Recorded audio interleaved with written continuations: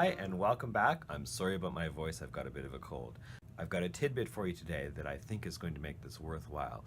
It's a little way that we can help our small violinists achieve a nicer tone and do it consistently. The point where the bow touches a string is called the sounding point.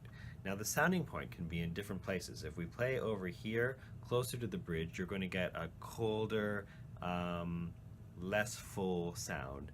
If we play over here further toward the fingerboard, we're going to get a sound that is kind of thinner and also lacks the real richness that we want to have. Usually the best place to play is directly in between the bridge and the end of the fingerboard.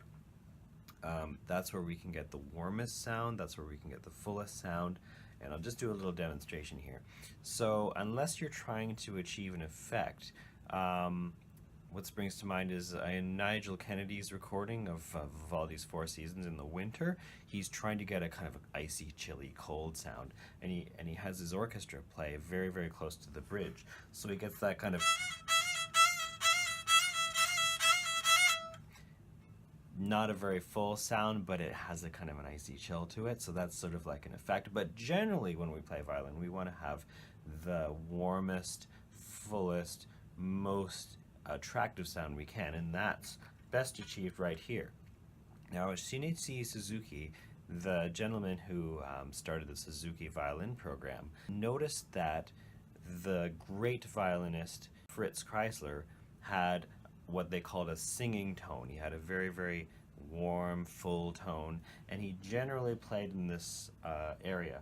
So Suzuki decided to call that the Kreisler Highway, and I'm kind of glad he named it after his last name, because if it was just called Playing on the Fritz, not sure it really would have gained the foothold that it has. What I find is generally done is teachers put a marking on the violin right in the center between the bridge and the end of the fingerboard, and that is to indicate where the bow is to go. The downside there is, from the vantage point of the player, you can't really see when your bow is over that. So it's really an indicator more for the teacher and the parent, whoever is viewing it, but not really for the player. So there's a bit of a disconnect there. So I've got a tip for you, and I think it should help solve that problem. So the way I came up with this idea, I was thinking, ideally what we'd like to do is have a stripe across the strings where the child who's learning how to play can put their bow directly on that stripe, and if it's covered, they'll be able to see if they're on the Kreisler Highway or not. The downside there, of course, is that you can't draw a stripe on the strings. The friction from the bow rubbing on it would make it disappear pretty fast. And actually, the string being so thin, the child probably wouldn't be able to see it too clearly anyway. So I came up with this idea. So what we've got here is an arch of paper that just fits underneath the strings. I've got it down by about 1/4 of an inch, so it's not too close to the strings. It certainly won't rub on them if they're vibrating. But the idea there is, from the vantage point of the player, you can see when your bow is on the Kreisler Highway. There, instantly I can tell that my bow is in the correct sounding point on the string. All you need, no cost here involved, is a piece of paper, and you just need to draw a line across it like that, a straight line. Just use a straight edge or do it as straight as you can. So I just took my ubiquitous Sharpie pen and I drew that line there. And then I bend it into a kind of an arc shape like that. And then just with some tape, apply that to the violin in an arc that fits just underneath the strings. What I've done is I've just stuck it on with a bit of masking tape and a bit of masking tape.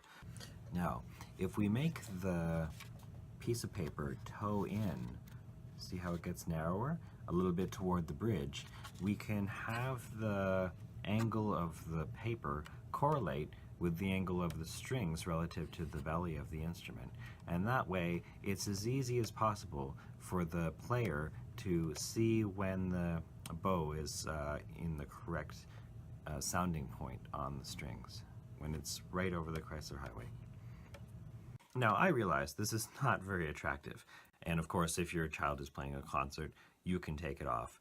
But the idea here is that this is on temporarily until they can learn how to play it. The way I view this is a tool that we use to learn violin until we work up to larger instruments that can produce the beautiful, warm tones that we envision when we think of violin playing.